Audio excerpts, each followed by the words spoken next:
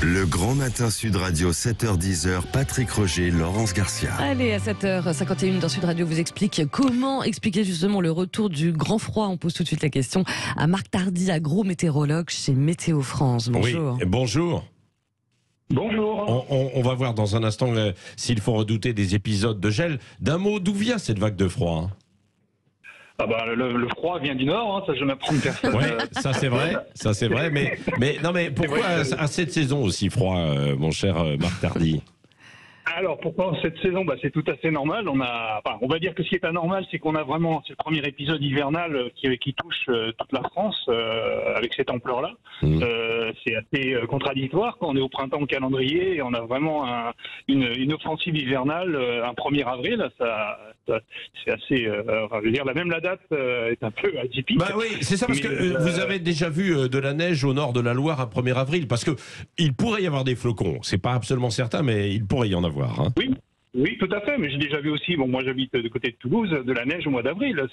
C'est assez commun. Je pense que c'est surtout, avec le changement climatique, on a perdu l'habitude de voir ce genre de phénomène. Ouais.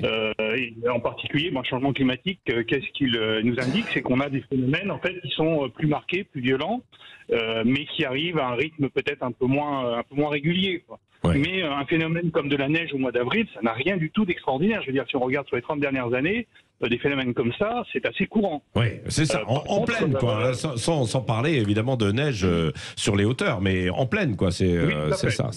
Alors, ça n'arrive pas tous les ans, quoi. Oui, non, c'est vrai. Et d'ailleurs, à chaque fois, on se dit, oh là là, on l'avait pas vu venir, ou alors peut-être que le temps était, enfin, en tout cas, les cultures étaient aussi un peu en avance parce qu'il avait fait beau précédemment. Là, c'est un peu la même chose, parce qu'il y a eu quand même des températures, disons, de printemps, mais un printemps assez chaud. Est-ce qu'il faut craindre des épisodes de gel pour les cultures ? Ah oui, ça on est vraiment dans un cycle qui est assez négatif. Comme vous l'avez dit, c'est que avec le changement, encore une fois, le changement climatique, on a des températures qui sont beaucoup plus douces, et on sait que le moteur d'une plante, en fait, c'est la température. Dès qu'il commence à faire suffisamment chaud, la plante commence à grandir. Avec des besoins en température, en eau, et on la voit. Donc on voit bien que par rapport à ce qu'on a pu connaître il y a une quinzaine d'années, le calendrier cultural, il s'est avancé d'une quinzaine de jours.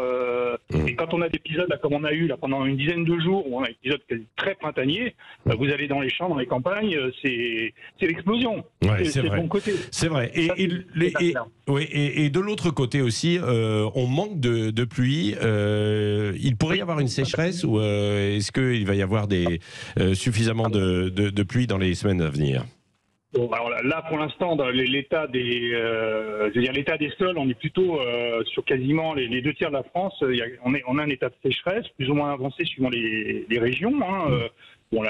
Celle qu'on entend parler, PACA, c'est vraiment fait partie des endroits qui sont très très secs. Mais la partie est de la France qui est aussi très touchée, l'Alsace, le centre-ouest, il y a vraiment un déficit hydrique.